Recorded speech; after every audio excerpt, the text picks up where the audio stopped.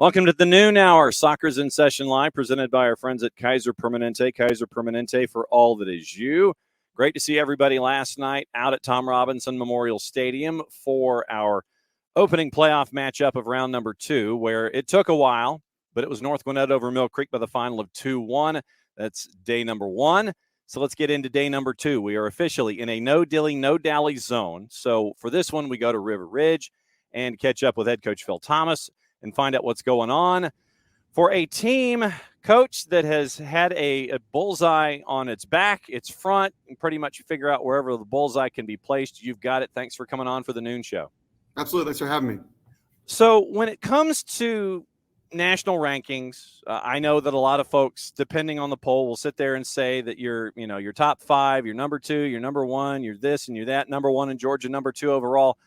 How do you try to make sure that the players don't get wrapped up in rankings and just try to focus on the task at hand, knowing what the internet is today and what social media is today? How do you and the staff try to combat that to make sure they focus on what's important?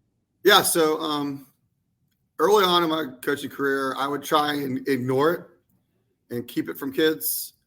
And now I've done a complete 180. We talk about it. We talk about it. There's a responsibility.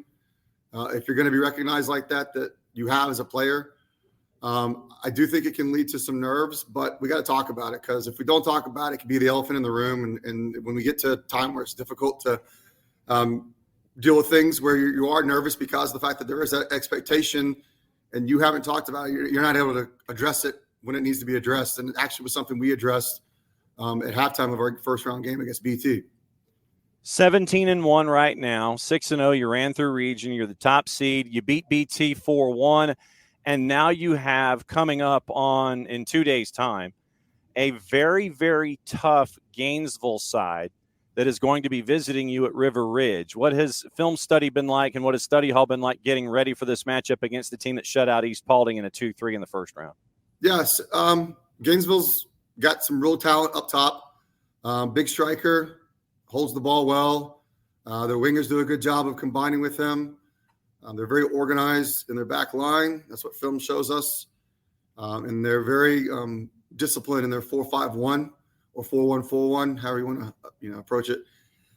So as far as preparation, we've just been working on some ideas of combinations and speed of play, moving the ball as quickly as possible, and maintaining our discipline also as far as defensively. Not getting caught in one-on-ones, making sure that we have pressure cover properly. We're excited about the challenge this week, but we definitely look forward to Friday. For someone who has not seen River Ridge play soccer, I know that we had the chance to see them. We had the chance to see you on the network early on against Roswell, and I know that things have changed since that early season non-region action. What did you learn about yourself in season 1, the non-region play, that you applied to season 2 that has you now in season 3 chasing after another deep run and hopefully a state championship there in 6A? Well, the biggest thing we discovered, because initially the question was where the goal is going to come from. We graduated our 2 main goal scorers. And so figuring out where that was going to happen, and then realizing as we were going through the non-region schedule, we were going to have a number of kids that were going to be able to contribute and score goals and create chances and whatnot. And once we realized that, I think the team also realized that the ball needs to move as much as possible around the field, because we have so many different players that can create chances and finish chances. So the ball movement has gotten exceptionally better, using the entire field, knowing when to transition, knowing when to keep possession, being able to be explosive when necessary. And that's really kind of our game plan. Every game is to control the game, control the tempo with the ball.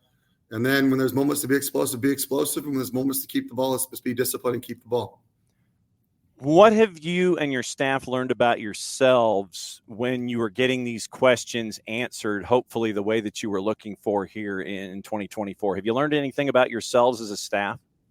Yeah, I mean, I do think as a staff, we are honest about how good the team is, with the team and with ourselves. coaches can be superstitious and not want to talk about things just because they don't want to, if I say this, it's going to lead to, bad things happening on the field. But understanding, the talent we have and understanding the opportunity we have, talking about it. Last year is definitely a major driving force, the way we lost the state championship game, using that as a reflective opportunity, and then, reflecting on each game and kind of breaking it down. How well do we do at halftime to make adjustments? And then how well are we preparing our teams in the training sessions that we're having? When do we really push them hard and challenge them, or when are we really supportive and really positive with them, and kind of balancing that out, especially in this next part of the season where, it's win or go home. And so it's definitely something we talk about. When you lose to Hillgrove, it's the only blemish on the record so far this season. And it was the last match of season 2, technically, to get you ready into the playoffs. What do you learn about yourselves in a loss that you might not have learned otherwise if you had gone through the regular season undefeated, do you think? So the Hillgrove game, I felt like was, a blessing in disguise. We started off extremely well, had 3 really good chances, and we didn't finish those chances. And normally throughout the season, those are chances we finish. As a result, the game became more difficult, and Hillgrove put together a good second half, especially the first 10, 15 minutes, and they went up 1-0 and saw the game through. I think for the team and for the coaching staff, we learned basically that, one, it's a good learning moment. It's tough to really point out some things that are flawed in what we're doing when you're winning every game. There were some things that we needed to address that hadn't been addressed yet because of the fact we were still winning games. So it gave me an opportunity, and the coaching staff an opportunity, and the team, to reflect, understand, all right, we got to approach games a certain way, and we learned from it. And I think they've responded well. Hope we continue to respond well to that loss. All right, so go ahead and cut the promo for folks that need to come up to River Ridge and see what's going on in the matchup against Gainesville. Let them know where, let them know the win, and let them know the what's going on. All right, so River Ridge is going to be hosting 7 p.m. Friday night, April 26th, Gainesville. Gainesville is the 3 seed out of Region 8. We are the 1 seed out of Region 6. And we will play the winner. Whoever wins this game will play the winner of South Effingham and Riverwood. We would host that next round game also. So it's going to be a great matchup. Both teams score lots of goals. And Gainesville's a great program with a great tradition. And River Ridge, we're kind of up and coming, but we've begun to establish ourselves as a legitimate program. So it should be a good time for everybody. Yep, looking forward to it. It's great to always catch up with you and see what's going on up there at River Ridge. Coach Thomas, good luck on Friday night. Have a good football Friday, and we will catch up with you soon. Thanks for hanging out with us here on In Session Live. Thanks for having me, John. All right, that's Coach Thomas. That's what's going on at River Ridge. Maddie Cruz on the 1s and 2s. She is going to be a part of everything going forward. So we introduced Maddie now, and Chris Leone coming up in about 7 minutes. And we will get – I don't know, Maddie, if we are going to get – and I don't know what Chris is going to show us. I don't know if he's going to be off in a corner someplace at North Gwinnett. But they are packing the vans, and they are getting ready to go to their matchup at Kennesaw Mountain today. And today it is all of the odd-numbered boys matches, day 2 of round number 2. And North Gwinnett, we got to see them last night on the girls' side. So before we get into the boys' discussion, what did you think about the atmosphere that we got to see at Tom Robinson last night in a game against familiar rivals and familiar folks? Oh, it was fun. It was so fun. I love when we go to some of these games and we just see the crowd's energy. I loved having the opposing supporter section, the student sections for both schools there. They were going back and forth. It was such a fun game to watch too. Both teams were really in it. Like it was just a good game. It was just a good game. Words can't describe it. It was a fun atmosphere. It was a good game.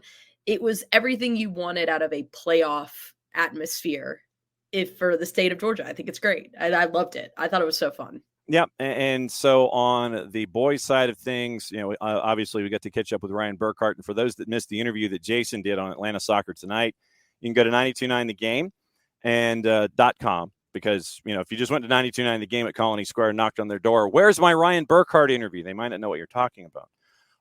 929thegame.com, go into the podcast section, go into Off the Woodwork, and it was a great conversation that Jason had with Ryan after the match last night. And after Chris Leone, we'll get into all the finals from last night, and we'll get everybody set up for the matchups for today. But North Gwinnett heads to Kennesaw Mountain. They're a 4 seed, and they beat South Forsyth in a 1-4 matchup, 3-2. And now they get to experience something that a lot of us get to experience on a daily basis, and it's travel. And they're going from Gwinnett County, and they're going over the loop, and they're going from one end to the other. It's like going from like 2 o'clock to 10 o'clock this time of day. They're leaving at 1:30 to go to Kennesaw Mountain. So I don't know what the very experienced computer driving lady is telling them about what direction to go, but leaving at 1:30, you got 4 hours to get there, or 3 really. And so it'll be unique, and a lot of folks get to experience the travel this time of year, and you got to budget for that now too. Yeah. And as someone who does take that route very, very recently, because North Gwinnett is maybe 14, not even minutes away from my house back in Swanee. Mm-hmm. So it is like when we mentioned it last night, he was like, yeah, we're gonna be stuck in traffic on 85. I was like, haha. I was like, I know. I'm well aware. Yeah. Driving is not fun, I will say. Because Kennesaw is like placed like in this such weird part where it's like, I feel like no matter what time of the day it is, you're always going to hit some sort of traffic. Mm-hmm. No matter which way you go. You think you're going like a way that's like, oh, okay, this is a back road traffic. Yeah. And so, not that we are going to let everybody know what the travel plan is going to be. So folks can't like get in the way. It's like, no, North Gwinnett's buses. No, you can't make it on time to Kennesaw Mountain to take on Kennesaw Mountain. You have to stop. No, go that way. And it's like the scene in Animal House where you have the guy who bumps off the band leader, the major, not a majorette. No, it's the dude at the front of the line with the scepter and everything. Might be drum majors. But anyway, he bumps the maiden drum major off, and he takes him down the alleyway, and the band goes down the alleyway. And then even if there's no more room in the alley, then the band has nowhere places to go. So it can't be a situation like that where you can't just get him in the way and figure out what's going on. But it's going to be fun to catch up here with Chris. And since we are in a no dilly, no dally zone, we'll find out where Chris exactly is. You're in a classroom. Okay. Hey guys, I'm not in my classroom. I left a couple of kids in my classroom and just moseyed on down the hall. Okay. Coach Burkhardt's watching mine, so. Okay. So much like what happened yesterday. It is a reciprocal note. Yep. Maddie and I are here with you, and I will leave the first question to Maddie, since I know that you have to leave in 75 minutes to go across traffic's version of hell to Kennesaw Mountain. So Maddie, what's on your mind? Yeah, I mean, I guess going into this matchup, getting to see the atmosphere last night for the girls match and then going away, how do you kind of get into that mindset and get your players into that mindset, getting ready to go on the road and face off against a really strong opponent? So the way that our schedule's kind of worked out, we've had away games for a while. It's been a minute since we've had a home game. And we've had pretty decent crowds show up to our away games as well. Again, as you saw, the boys supporting the girls last night. Our girls have done a fantastic job of supporting our boys team as well. So they've showed up to our games and been loud and cheered and all that. And so we're hoping that even though it's far away, we're still going to have decent support there. And, we'll see. But like I said, I think the boys are pretty used to playing in, I don't want to call it a hostile environment, but, ones where we're kind of outnumbered and stuff like that. We've had tough opponents in the region that have had strong crowds and all that. And so we've had a bit of experience with that. So hopefully we'll be okay. We had you on the SDH network early this season when most of the season ended up being almost a challenge for the Postal Service. Rain, sleet, dark of night, trying to figure out, okay, can we actually do this? And we had you in a driving rainstorm going up against Peachtree Ridge. And you came out of a region as a 4 seed. What did you learn about yourself in season 1 and season 2 that you've been able to apply, the non-region and the region schedule. What did you learn about yourself in those first 2 seasons that got you ready for season 3 and knocking off a number 1 seed in that first matchup? So our region schedule is pretty brutal. Our region's pretty good across the board, and even the teams that didn't make the playoffs were all close and all right there. And it took a small miracle for us to get in as well. In fact, our first 4 region games we lost, and so I was pretty convinced that at 0-4 with only 6 region games total that we were eliminated. I was like, there's no way we should be able to mathematically get in. And so we had two region games left, and we ended up winning both of those.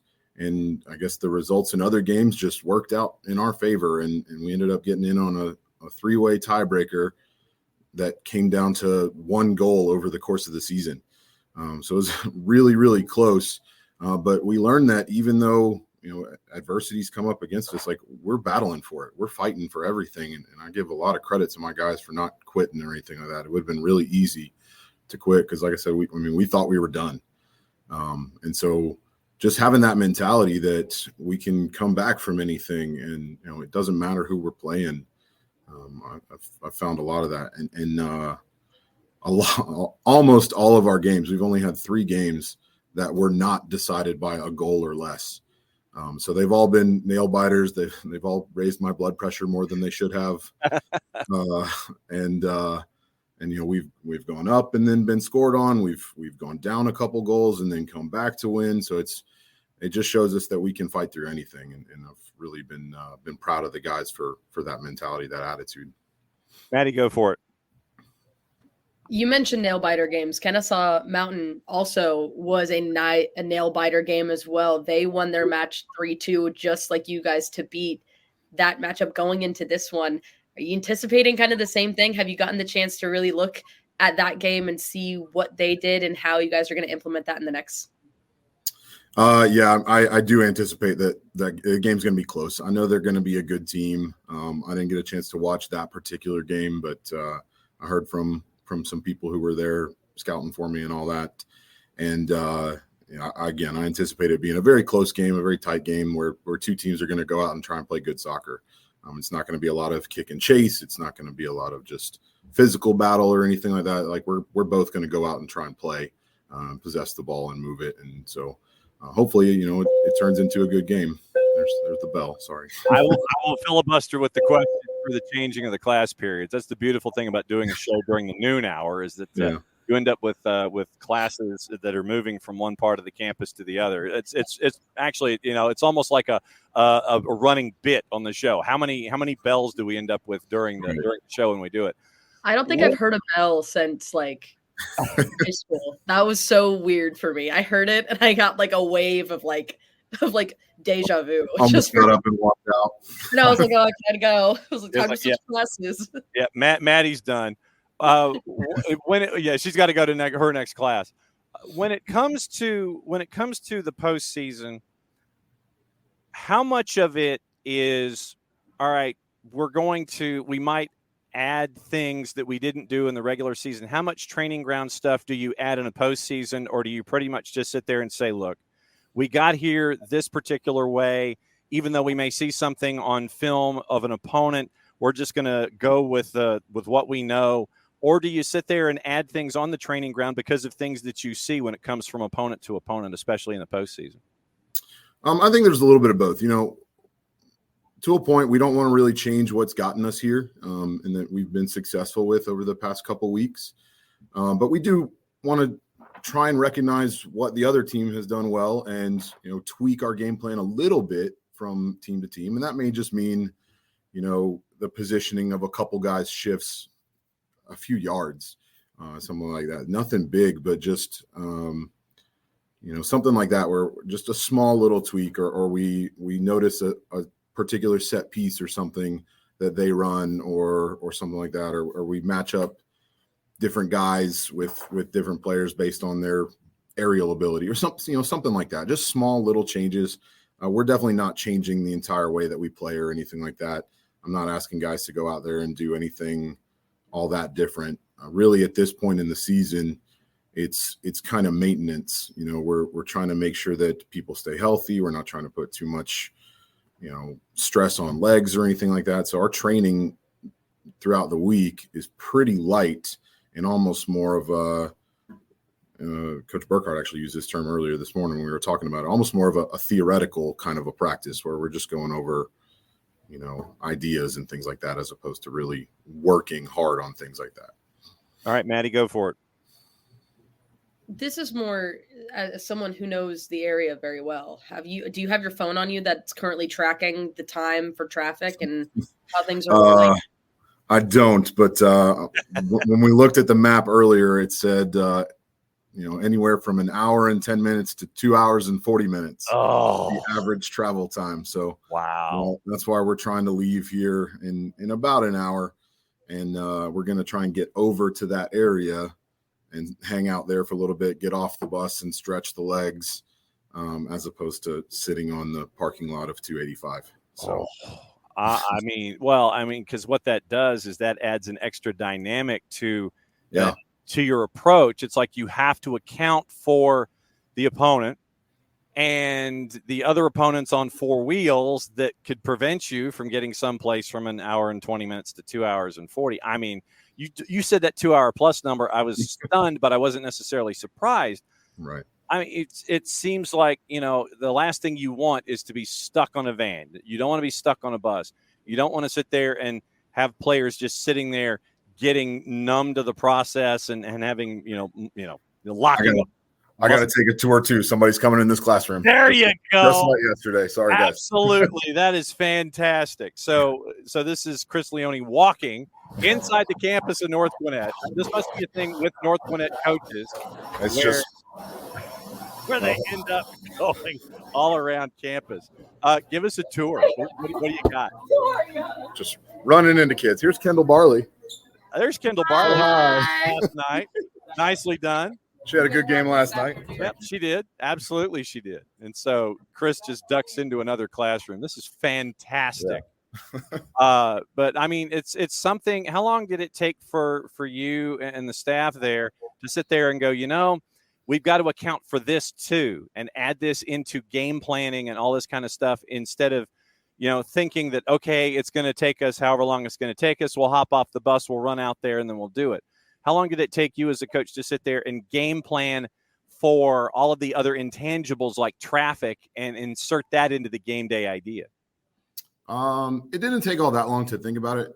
As soon as we knew that we were going to be playing at Kennesaw Mountain, we're talking with our AD and with some other coaches who had been over in that area before, and they said, I would leave as early as you can.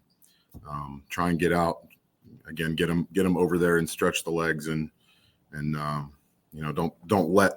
don't feel like you're stressed if you're potentially going to be late. I hate being late to anything. So, I think it's just something that we thought about, but it didn't take us long to think about getting over there early. It was more just like, okay, well, what are we going to do once we get over there, and how are we going to spend that time and make it effective for us. So how are you going to? And what I meant by it was there like a time early in your career where you almost got burned by traffic and was like, okay, we've got to change our approaches here and we have to account for it? Was there a time early in your career where you almost got burned on it? Not usually. Again, I physically hate being late. Like, it bothers me so bad. And so when anytime we're going anywhere, I plan on stuff like that, just anything that could happen badly. And we usually get wherever we're going with plenty of time to spare. Because again, I'd rather get there and take a little bit of extra time to get ready to go than be stressed getting off the bus and not have enough time to warm up or something like that. Last question for Chris Leone goes to Madison Cruz. Oh my gosh, I get the last question. This is awesome. Dude's got to pack a van. He's got to go. He's got to get to Kennesaw Mountain and be there before like Saturday morning. I think my question, it's kind of fun. It's like, it's interesting getting to talk to a lot of the coaches throughout this year. It's always so interesting and so nice to hear that a lot of you guys really do talk to each other and you guys collaborate a lot. You help each other out. What is it like to have such a strong community like that with those high school coaches and being able to just like trade off and have some fun moments? And then when you go on the field, it's business, but you have those relationships to build from. I mean, it's awesome. It's just like any other. I'm sure you guys do it with other people who are talking shop and stuff like that. Like it's really good to be able to bounce ideas off of people that have different experiences than you and that you trust and things like that. So again, the girls played Mill Creek last night, and all of us are really good friends. And like we've talked back and forth. And Coach George, who's over there on the boys' side, he and I have known each other for a long time. We worked together. Before we were both at the schools that we're at now, when we were both at Brookwood. And so things like that, like we're sitting over there talking about our games moving forward and everything like that. And while their game is going on, and it's really nice to be able to have, again, people that you trust in around your profession, that, like you said, you can bounce ideas off of and everything.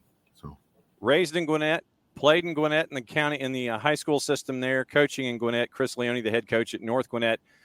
He's going to be driving the vans over to Briscoe Field. They're going to grab the charter, and they're going to charter from Briscoe Field to McCollum Field and have the limos ready to go at McCollum, so they have the quick drive to Kennesaw Mountain to take things on this afternoon. That's how you're traveling, right?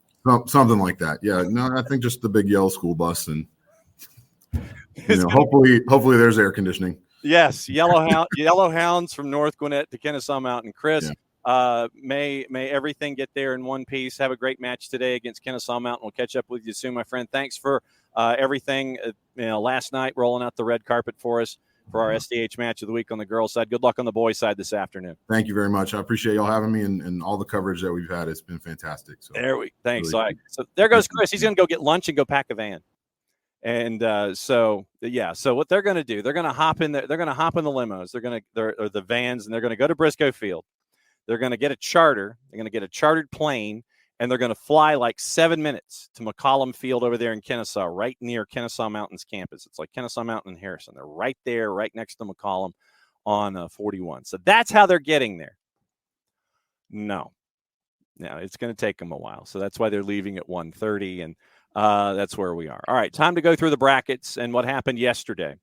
And Maddie, do you have your brackets ready?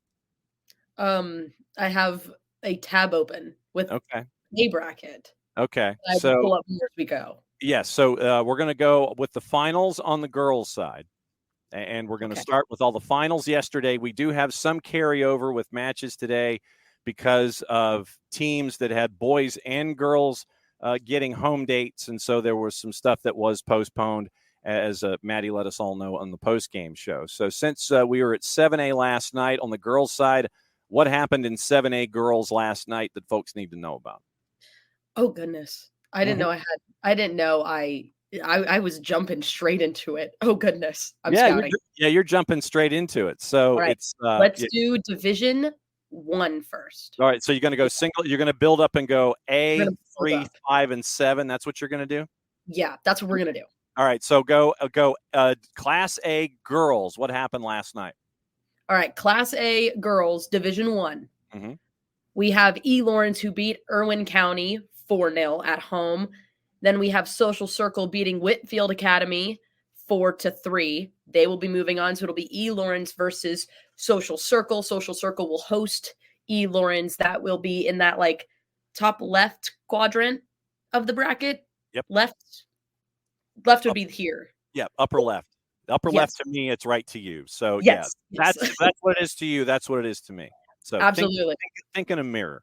Yes, you have to like flip it. It's like a funhouse mirror. Mm-hmm. And then we have Atlanta International moving on after a 3-0 victory away. It was an upset. They beat Rabun County. So Atlanta International is now moving on, and they will face off against Lamar County. They will face off because they beat Bryan County 2-0. And so Atlanta International was a 4 seed. They went to Tiger last night, took on Rabun County. And so they're going to Barnesville in 5 days' time for the next go-round. All right, so that's upper right. You went upper left to upper right. Where are you going? You're going to go low left now? I'm going to go low left now. All right. Low left. Low left. So Mount Vernon and Tallulah Falls have not played yet. I'm assuming because I believe it's the boys and the girls that will be a doubleheader that should be happening maybe today. Or another day, but that one is not listed right now. But we have Meter, who beat Temple in Yep. PKs. Yeah, Metter won in PKs yesterday. Metter, yes. Metter beat Temple in PKs, and so Metter's moving on. So Metter will face off against whoever the winner is of Tallulah Falls and Mount Vernon. Mount Vernon and Tallulah Falls is a 5 o'clock matchup this afternoon. We're going to have a couple of other matchups this afternoon. 5 o'clock, Lowndes and Campbell. We'll get to that one in 7A. Mount Vernon and Tallulah Falls is a 5 o'clocker. Oglethorpe County at Paideia. That one is a 5:30. And Northview and Loganville, when we get to that matchup, that's the only night game tonight. Northview and Loganville is 7 o'clock. So 1, 2, 3, 4. Sorry, not quite 5, but 4 girls matchups carried over from yesterday, and they will be today. So what's going on in Class A Division 2? Let's do it. Let's go to Flick. class. Hit that Division tab. 2. Hit that tab. I'm hitting it. All righty. So Portal beat Georgia Military Academy 6-0, and that was at home. So Portal is now moving on. And then Aquinas beat Mount Zion 5-0 as well. So it will be Portal versus Aquinas going on, and it'll be at Portal as well. So they will host once again at home, which home field advantage is so important. So you want that. Yep. Moving on, going into that right, the top right, we have Wheeler County beat Dooley County 4-0, and that is also at home. So not a lot of upsets yet. Only one so far that we've seen in Division 1. And then Lake Oconee Academy beat Lincoln County 4-0. So it'll be Lake Oconee Academy versus Wheeler County. That'll be at Lake Oconee. And then we got Atlanta Class beat Chattanooga. Chattahoochee County. Sorry, I got my things mixed up. We have Chattanooga FC tonight. I'm Chattahoochee County. So Atlanta Class beat Chattahoochee County 5-0. So Atlanta Class is moving on, and they will face off against Johnson County because Johnson County beat Atkinson County 1-0. So that was an upset. Yep, it was a Team 3. The way that things are in Class A Division 2 is that since they do not have a full 32-team component in Class A Division 2, they seed teams and they go with buys. And so Johnson County was basically the number 3 seeded team, low right in your brackets. They beat Atkinson County in Pearson yesterday. They were the number 2. And so Johnson County, they went on the road. They got the win, and they're having to go to Atlanta Classical Academy as they are the number 1 team in that particular bracket. And so that's how things lay out in Class A Division 2 only. They're seeded because they don't have 32 teams to make the playoffs. They will after reclassification, but this will be the last year for that particular item. AAA girls. What happened in AAA girls? Let's do it. Wait, I'm losing my bracket. These play today. AAA. Yeah. I got my things mixed up. AAA. Let's go to AAA. So AAA, Pike County beat Harlem 3-0 at home. And so Pike County will face off at home against Dawson County because Dawson County beat Stevens County 6-1, a 7-goal game. Crazy. Yep. And then let's go to the right side. Okay. And we got Wesleyan won 7-0. They are moving on. They will play at home. They will play up against St. Vincent's because St. Vincent's beat Richmond Academy 2-0. And no, it is not Richmond, like AFC Richmond that you think of. No, it is Richmond Academy. It is, yeah, they are based in Augusta, and their official name is the Academy of Richmond County. So it is flipped in when you're writing it down, but it is technically the Academy of Richmond County, ARC. So Richmond Academy loses to St. Vincent's. St. Vincent's goes through as a 2 seed. They're going to travel to Wesleyan. We've had Wesleyan on the SDH network playing against Calhoun. It was one of our spring break games. And Wesleyan, very, very prolific offensively. They've scored 17 goals in the first 2 rounds. It will be really interesting to see what happens on Spalding Drive in Norcross in 5 days' time when St. Vincent's visits upper right in AAA. What happened on the lower half of the bracket? Lower half of the bracket, Savannah Country Day beat Morgan County. That was going to PKs. I saw it, and I saw 2-2, and I got confused. It went to PKs.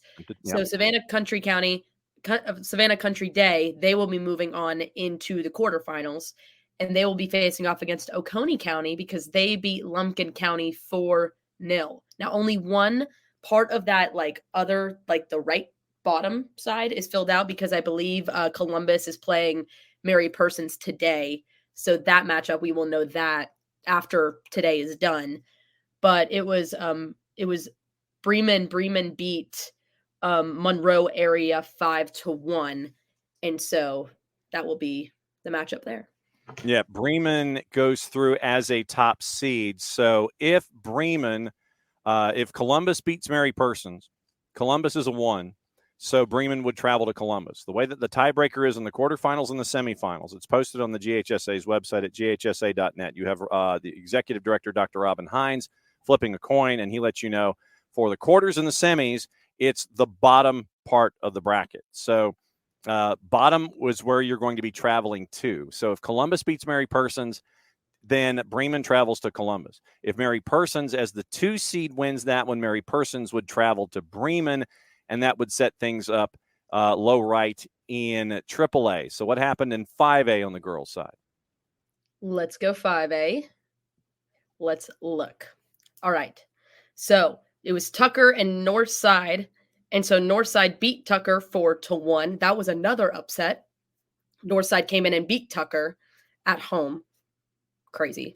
A couple upsets. As we got up the bracket, a couple more upsets came in. But Midtown and GAC came out with the win. Another upset. They beat Midtown 2-1 at home. So it'll be Northside versus GAC going up, and it'll be at GAC in that top left corner. And then moving on to the right side, we had Northview and Loganville. Loganville, that game is not kicked off yet. That will happen today. And then also yesterday, McIntosh beat Chamblee 1-0 at Chamblee. So McIntosh will move on, and whoever wins against Northview and Loganville, they will go to face them off at McIntosh High School. Yep. So we'll they have get that one to talk about. Yeah, that one will be a fun one, especially because I believe Chamblee came in, I believe, as the number 1 seed. Yeah, they were they won their region, and they got national attention. They have players that are internationally recognized. Soleil Washington being one of them, and Soleil had declared to Florida State, and there were some other players that did not get the start from match day 1 with Chamblee. As the season went along, Chamblee got to fuller and fuller strength, but the coaching Kreitners at McIntosh got the win 1-0, and so McIntosh moves on, and Chamblee ends their season a lot sooner than they would have liked. Yeah. Again, many upsets. It happens everywhere. I feel like in playoffs, it's always something that happens no matter which sport you watch. Mm-hmm. There's always an underdog that comes in and just sweeps in and steals it. But Northgate beat Decatur 2-1. So Northgate is moving on. They will face off against Jefferson because Jefferson beat Chattahoochee 3-2. And then as well, going on to that far bottom right area, we have Cambridge and Clark. So then Clark Central. So Cambridge beat Clark Central 6-0. So Cambridge is moving on. They'll play against Greenbrier because Greenbrier beat Harris County 9-0. And in that one, in this particular classification, with Northside Columbus, you have a 4 seed that's won 2 games. So a 4 seed is charged out of their mini bracket. GAC knocks off Midtown as a 2 seed. Midtown was favored in a lot of folks that were filling out their brackets in 5A girls to be a favorite to take it all. GAC knocks them off. So once again, you mentioned GAC is going to host Northside Columbus. Loganville and Northview once again. Loganville being a 2, Northview being a 4. Doesn't matter who wins that when you're traveling to McIntosh. Low left, Northgate. They had 9 on the board in round number 1. They squeaked by Decatur. So Northgate's a 1, Jefferson's a 1. Once again, same seeds, goes to the bottom team. And so they're traveling to Jefferson. Cambridge, prolific offensively. They've scored 13 goals in their first 2 games. They're traveling to Greenbrier. Greenbrier has scored 19 in their first 2. So that gets us through 5A. So what happened in 7A? Well, 7A, we were at one of the 7A matches last night. So I'm going to switch it up. I'm starting in the top right corner because that's where they are. North Gwinnett beat Mill Creek 2-1 in a crazy match. Highlights and post-game will be posted here on the network later on today. So if you want to catch up with everything that happened last night, it'll be there. So North Gwinnett will now host another game as well. They will face off against Harrison because Harrison beat Brookwood 3-1, and that was at home for Brookwood. So now Harrison will travel to North Gwinnett, and they will face off there in that quadrant. And then last, I'm going to move back to the top left. So Campbell did not play last night due to it being both girls and boys were playing. So it will be a double header tonight. So once that matchup is done, whoever wins that matchup, they will face off against Walton because Walton beat Denmark 3-0. So that's that top little area. So once we know all that, that will get put in.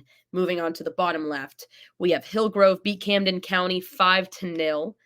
And then Buford beat Milton 1-0. So it'll be Hillgrove going to Buford for that quarterfinal. And then moving on to the far right side, we have West Forsyth beat Mountain View 6-2. So it'll be West Forsyth, and then North Paulding will be going to West Forsyth because they beat Richmond Hall 2-0. Yeah, Richmond Hill down on the coast, and a really good up-and-coming program down on the coast with Richmond Hill. We've caught up with the folks on the Hill on a couple of different occasions. It's been really cool to see them grow to where they are right now. You mentioned Mary Persons in Columbus. That is a double header at Otis Spencer Stadium this afternoon. And it will be looking at the Mary Persons High School calendar, it's a 6 and an 8, technically. If there's nothing going on after 80 minutes, Columbus and Mary Persons, 6 o'clock the girls, 30 minutes after the girls' match is completed, then it will be the boys. So if you are in the Western Frontier and you want to catch a doubleheader, go to Otis Spencer Stadium and catch up with the doubleheader with Mary Persons and Columbus, and that will determine both of those teams, the boys and the girls. And so once again, taking a peek at 7A before we let you know what's going on with the matchups today. We'll walk you through those. Once again, Lowndes and Campbell. Campbell being the one. If Campbell wins, they go to Walton. So Lowndes wins, you go to Walton as a 2. Campbell wins. The coin flip means you go to the bottom of the bracket. North Gwinnett, we talked about that one. Harrison gets to visit. They've only have one loss in the season.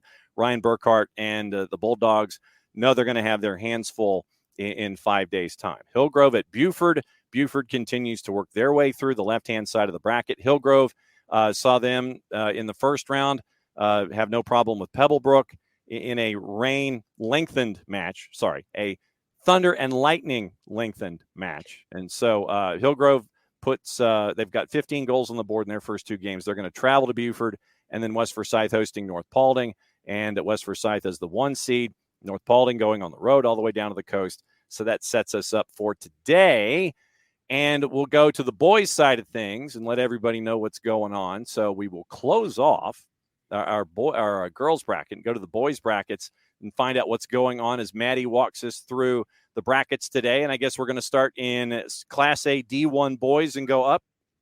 Yes. All right. So Class A D1 boys, what's going on? Absolutely. I'm trying to remember if it's an even or an odd day today. Well, it's the odds. It's the other half of the equation. So since we had odds girls yesterday, it's odds boys today, and it will be evens girls tomorrow and evens boys in day number 4. So that's where we are. Got it. Okay. So Class A Division 1 for boys. For today, E. Lawrence will face off against Brooks County today. Mm-hmm. That'll be at E. Lawrence. And then you have Padilla hosting Albert County. And so that will be at Padilla. And then Paideia, excuse me. And then we have Barrow will be at home. They will be bringing in Whitfield Academy. That will be today as well. And then Lamar County will be facing off against Metter as well. That will be at Lamar. So Metter will have to go there. That'll be a fun matchup as well. Then we have Woodville Tomp will be at home, and they will bring in Temple. Temple will be going there to face off against them today. Tallulah Falls will be at home, and they'll face off against Mount Vernon. And then you have Atlanta International will be hosting Rabun County. And then you have Bacon County will be hosting Jefferson County. So in Class A D1, East Lawrence, they won by the 10-goal margin in their round number 1, as did Brooks. And you will see in the lower classifications, especially on the boys' side, that you will have these wide margins. Lower classifications, you will have wide margins when it comes to margins of victory in a lot of these first-round matchups. But you are seeing in Georgia high school soccer, you're seeing the margins closing. And so you're seeing programs that are getting started, programs working from scratch, and they're working their way forward and growing as well within the state. But yes, you will see, especially in the lower classifications, a lot of wide margin victories in round number one. Like I said, Brooks County had theirs was 10. East Lawrence had theirs. It was 10. On the right-hand side, as Maddie was going through it, Barrow Arts came through as a 2 seed. They're a new program. They're up and coming as well. They're making some inroads, and they get to host Whitfield Academy. We talked about Metter on the girls' side, and Metter gets through on the boys' side with their home match against Bleckley County. Lamar had a bye because there are not 4 teams in Region 1 this year. In the after reclassification, you will have things shorten up, and you will have 4 teams in regions. You will have 4 teams qualify. So Metter gets to travel to Barnesville to take on Lamar County. Woodville Tompkins, you're used to seeing them as a basketball power in the Savannah area, but now you're seeing them in soccer now as well. And for Temple, this is what my dear friend Tommy Palmer used to say was a pack a lunch and a dinner trip, because Temple is out I-20 like you're heading to the Alabama border. It is one of the last exits as you're heading out toward the Alabama line. And they have to go from one end of the world. They got to go from Temple. They have to go from Temple, Georgia to Savannah, basically, to play this matchup against Woodville Tompkins. And they probably left a couple of hours ago. And so it was probably a good breakfast for the Temple Tigers. And they're heading to Woodville Tompkins to take on Woodville Tompkins. Mount Vernon and Tallulah Falls, we talked about that one. And so we know that Tallulah Falls, once again, a very, very small program in Class A, and they are now into the second round. They put up a big number in round number 1. Low right, Rabun County, we talked about them on the girls' side. Atlanta International put up a big number in round number 1. Then Jeffco beat Claxton. Bacon County, once again, Region 4 did not have 4 teams that were playing soccer, so Bacon County got the first round bye, and so it will be Jeffco and Bacon County in round number 2 today. Class A Division II boys, what's going on? They're playing soccer. Yes, they are. Yes, they are. Absolutely playing soccer. Sorry, I was buying time for me to click through it to get to where I needed to go. Nothing wrong with filibustering. Absolutely. Okay, so Lake Oconee Academy will be hosting Atlanta Classic. They will be at Lake Oconee Academy today. And then you have Wheeler County hosting Towns County today as well. And then you have Montgomery County hosting Macon County. Georgia Military will be hosting Wilkes. Yeah, Washington Wilkes, right. Washington Wilkes. Uh-huh. Thank you. You can't if you try to put the whole thing on there, you're going like into margins and things like that. Yeah, well, because I'm like looking at some of them and I'm like, is it what I think it is or is it not what I think it is? So I don't want to say it wrong. So I just am saying the abbreviation. Go by the abbreviation that's on the bracket. Absolutely. All right, that's the upper half, lower half. Awesome. So we got the lower cap. We got Fugues Academy will be hosting. Oh, the Fuji's Academy. The Fuji's Academy. They will be hosting Aquinas. Our friends from Aquinas. You had it. We saw Aquinas on the boys' side or the girls' side. So they will be facing off on the boys' side as well. They will be going home there, so they will be the visitor, and so that will be a fun one. And then we have Atkinson County hosting Mount Zion. They will be at Atkinson County High School, and that will be another fun matchup. Yep. And then we have Eccles County hosting Portal tonight as well. And then we have Christian Heritage hosting Chattahoochee County as well. Yep. So looking at Class A D2, some familiar faces on both sides where Atlanta Classical Academy, they had a 6-goal win in round number 1. Lake Oconee Academy, because they were seeded higher, they were a number 1 or a 2 seed. They got the first round bye. Once again, we talk about how there's not 32 teams in Class A Division II. So they go to a seeding system and they drop folks in. I think it's 28 teams that are in the Class A D2 brackets. Towns County, Wheeler County. We mentioned Wheeler County on the other side of the equation with the girls. Macon County and Montgomery County. Montgomery County was the 2 seed in the upper right-hand region, upper right-hand bracket. GMC and Washington Wilkes. Washington Wilkes put up a number against Trutland. They won by 6. And then Fuji's Academy is another great story. Team number 2 seeded out of area number 4. And Atkinson County, here's your piece of intel on Atkinson County. Once again, both teams seeded highly, both boys and girls. The boys head coach at Atkinson County High School, I caught up with the AD Carl McGowan yesterday, is their cross-country coach. So you have a female coach for the boys soccer team. And what she tries to do is she tries to have the cross-country athletes involved in the soccer program as a way to try and cross-train their way through a calendar year. So very, very cool stuff with Coach McKinnon down there at Atkinson County. Area 1, team number 1, so the number 1 seed low left. And then on the right-hand side, great to see a team like Eccles County do really well in the non-revenue sports. And they're the number 2 team in the low right bracket. They get to host Portal. So for Portal, it is a pack-a-lunch and a dinner trip.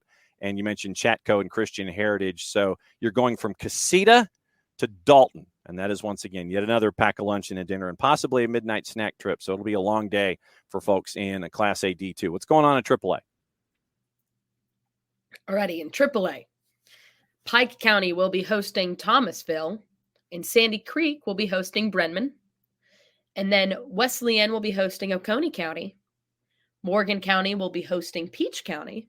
I didn't even know we had a Peach County in Georgia. Yeah, Ooh. yeah, we do. It is Fort Valley. So basically you travel 75 south, and you are south of Macon heading toward Warner Robins, and you have the choice of going west, and you go to Peach County and to Fort Valley, or you go east, and actually you pass through Fort Valley down 75 as you're heading south toward Florida, or you can go east and go to Warner Robins at one of the exits. But literally there is the Georgia 49 exit is where you turn right at the off-ramp heading south, and you go into Fort Valley. Fort Valley, by the way, is where the Bluebird buses are made.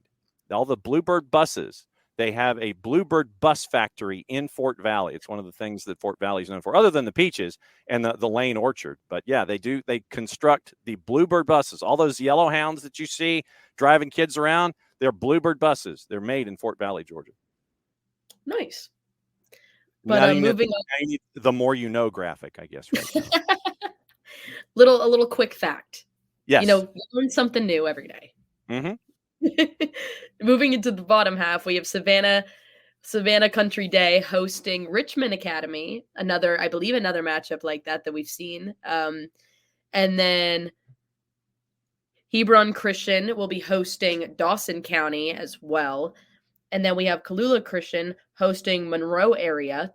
Mm-hmm. And then Columbus hosting Mary Persons. Yeah, we talked about that doubleheader that's going on. So recapping AAA, Pike County doing really well on both the boys and the girls sides, hosting Thomasville. Sandy Creek gets Bremen. Oconee County, upper right, gets Wesleyan. Wesleyan and Oconee County both put up big numbers in round number 1. Peach County's at Morgan County. ARC gets to travel from Augusta to Savannah. Dawson County goes to Hebron Christian.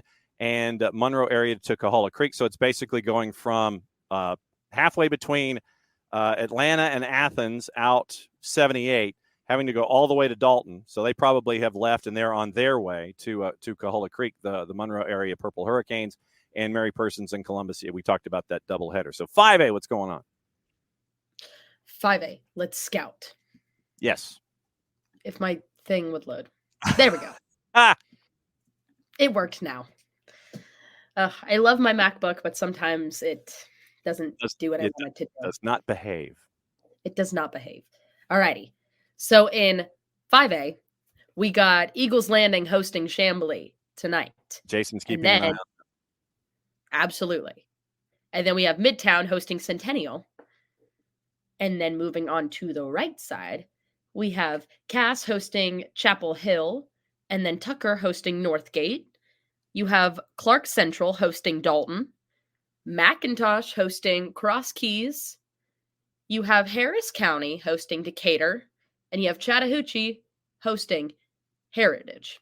Heritage Conyers. And there's a Heritage Catoosa and a Heritage Conyers. This is the Conyers variety. But yeah, Chambly and Eagles Landing. Jason, the Eagles Landing High alum, is going to be keeping an eye on that one. Centennial and Midtown trying to get to the last game of the year again. Chapel Hill and Cass on the right-hand side, Northgate and Tucker. Tucker's a 1, Cass is a 1. So keep an eye on those two, but everything funnels to Tucker if chalk continues to happen on the upper right. Cross Keys, McIntosh, Dalton, and Clark Central. That is the bracket that you need to pay attention to all night long. The quadrant in 5A, it's insane.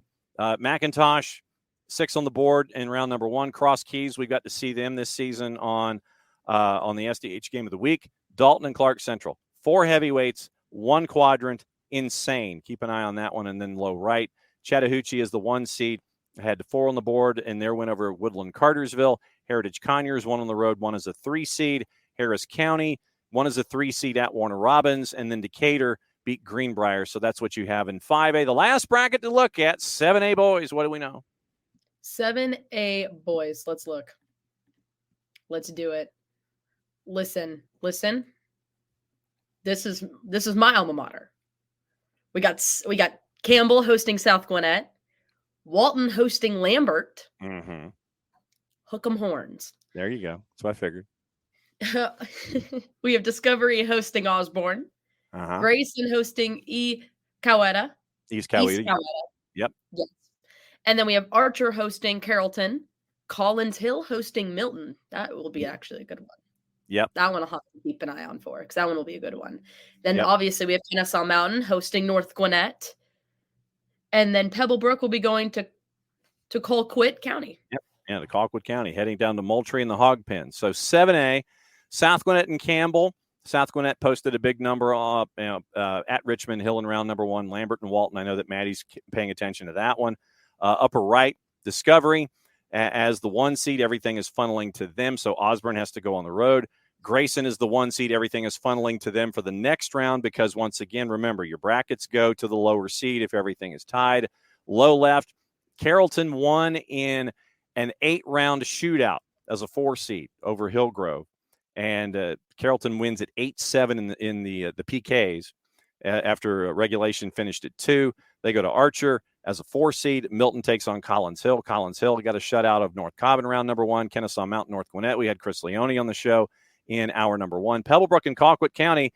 Colquitt County is the 1 seed. They knocked off Brookwood at home in Moultrie in round number 1. Pebblebrook is coming to town, so we'll see what happens low right. And once again, thanks to Chris Leone for letting us know what's going on at North Gwinnett. And in 2 days' time, it'll be River Ridge. And it was great to catch up with Coach Thomas as well and find out what's going on with the number 2 ranked team in the country in some polls. So that one was fun.